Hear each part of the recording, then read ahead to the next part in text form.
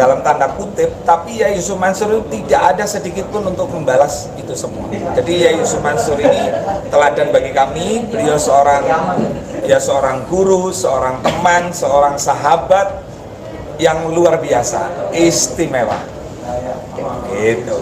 Jadi saya mengucapkan selamat, ya. Kamu ngucapin selamat dong satu-satu sama Yai Yusuf Mansur atas diberikan anugerah gelar doktor. Dan saya yakin dan saya percaya Yai Yusuf Mansur ini akan menjadi sosok kiai yang akan diikuti. Jadi tidak hanya belajar ngaji saja, tetapi bagaimana niru Yai. Nggak nyangka gue ya. Saya juga nggak nyangka Ustadz bisa. Orang yang sukses ya. Nah sekarang gue yakin Yusuf Mansur nggak ngomong aja nih, dia lagi ngebangun satu industri ya, satu manajemen perusahaan yang nuansanya Islami, karena kan jarang gitu loh. Mungkin dengan uang-uang sedekah, dengan emas-emas sedekah itulah lagi dikelola sama dia.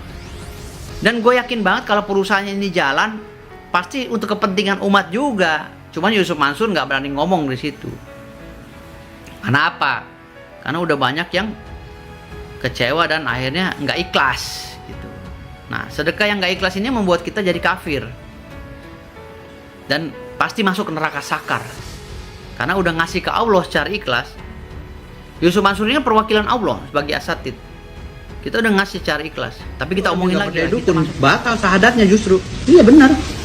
Syahadatnya bisa batal. Kita harus percaya dengan dukun, adanya dukun. Kita percaya ada setan, ada jin. Yaitu langsung saja kita sapa beliau.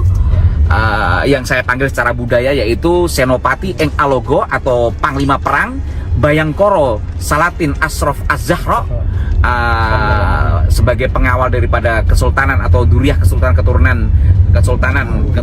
Begini, saya dituduh, jangankan dituduh bajir, dituduh antek, dituduh jongosnya Pak Aguan saya terima. Kenapa? Pak Aguan orang baik kok.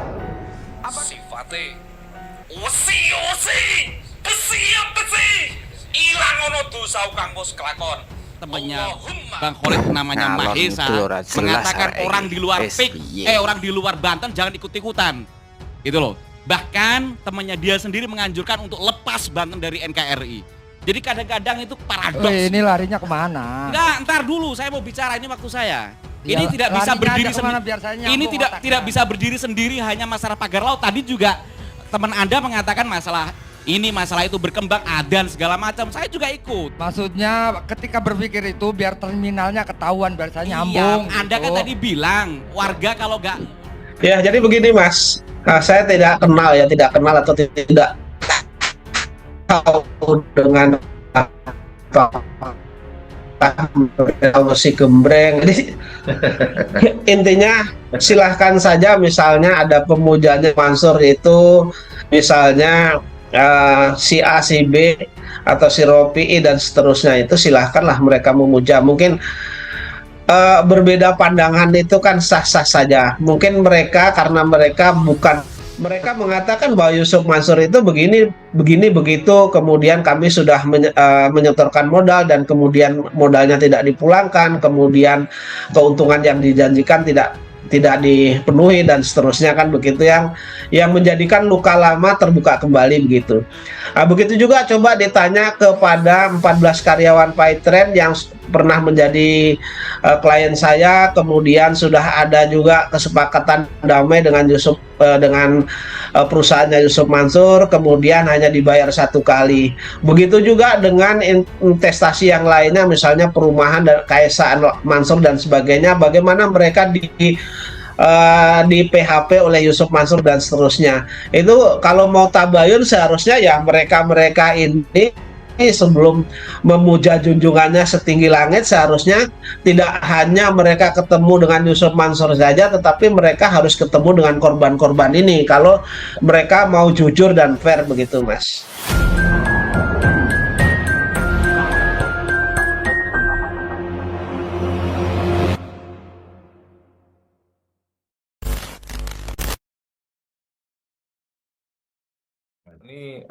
Ini kita baca-baca Itu komentar dari netizen nih Pak. Ini setelah muncul di YouTube ini video Raffi'i di acara ILC berdebat dengan nelayan bernama Pak Khaled yang notabene terlihat lebih cerdas begitu Pak ya.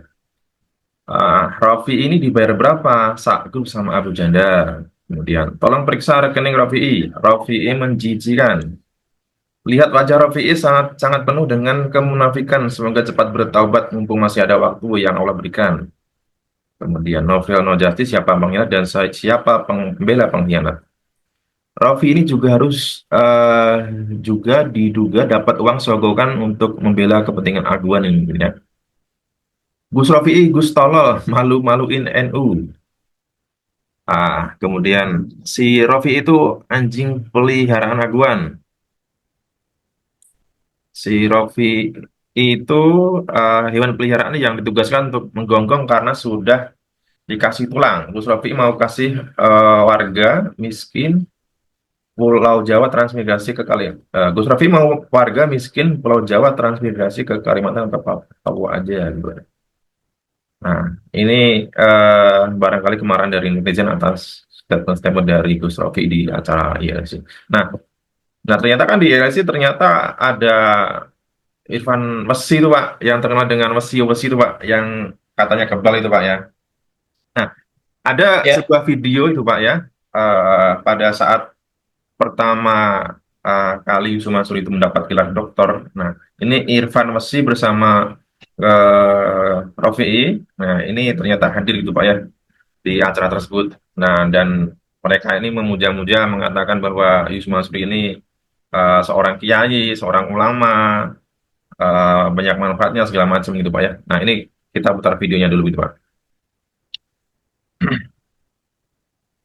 Nah, itu tadi Pak, video dari Irfan Messi nih Pak. Nah, ini kan Ya. banyak masyarakat yang mengatakan Irfan Messi ini sosok orang yang apa Pak ya, ya kapasitasnya hanya seorang yang numpang tenar, numpang populer dan seolah-olah dirinya itu punya ilmu kebal. Nah, ini menunjukkan kualitas-kualitas dari pemuja, kualitas dari pengikuti Mansur memang orang-orang seperti ini gitu Pak ya. Ya, ya. Jadi begini Mas, saya tidak kenal atau tidak tahu dengan si gembreng. Jadi intinya silahkan saja misalnya ada pemujanya Mansur itu misalnya si A, si B atau si Ropi dan seterusnya itu silahkanlah mereka memuja. Mungkin berbeda pandangan itu kan sah-sah saja. Mungkin mereka karena mereka bukan dari Yusuf Mansur begitu. Tapi kalau kami ini ya, yang terutama yang berkaitan dengan investasi batu bara itu kan jelas banyak yang tersakiti. Ya. Kurang lebih 250 jamaah atau 250 orang yang menjadi korban. Nah, tentu pandangannya berbeda ketika orang misalnya tidak mengalami dengan orang yang mengalami. Orang yang tidak mengalami ini kemudian ketemu Yusuf Mansur beralibi A, B, C, D. Nah, tentu mereka juga termakan buayan Yusuf Mansur kan begitu. Ya. Tetapi beda ketika orang yang menjadi korban, misalnya ya, yang jamaah JBN Darussalam ini 250 orang, kemudian ditanyain, tentu mereka mengatakan bahwa Yusuf Mansur itu begini begitu, kemudian kami sudah menyetorkan modal dan kemudian modalnya tidak dipulangkan, kemudian keuntungan yang dijanjikan tidak dipenuhi dan seterusnya kan begitu, yang menjadikan luka lama terbuka kembali begitu. Nah, begitu juga coba ditanya kepada 14 karyawan Paytrend yang pernah menjadi klien saya, kemudian sudah ada juga kesepakatan damai dengan perusahaannya Yusuf Mansur, kemudian hanya dibayar 1 kali.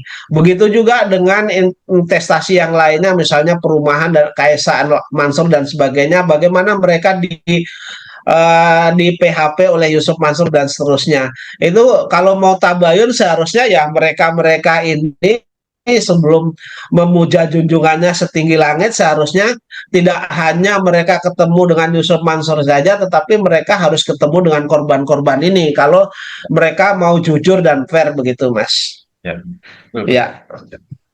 Ini saya bacakan lagi nih Pak, ini komentar dari netizen ini terkait dengan argumen dari siapa? Irfan Wasi gitu Pak ya. Ini berdebat dengan Khalid juga nih, nelayan Pantai Tangerang ini.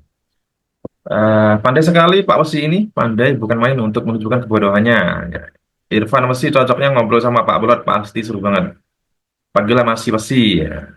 Kok bisa ILC ngundang orang ODGJ? Nah, ini lucu yang ngundang informasi kok bisa-bisanya. Informasi stres. Nah, itu masih banyak lagi ini. Nah, itu tadi mungkin gambaran dari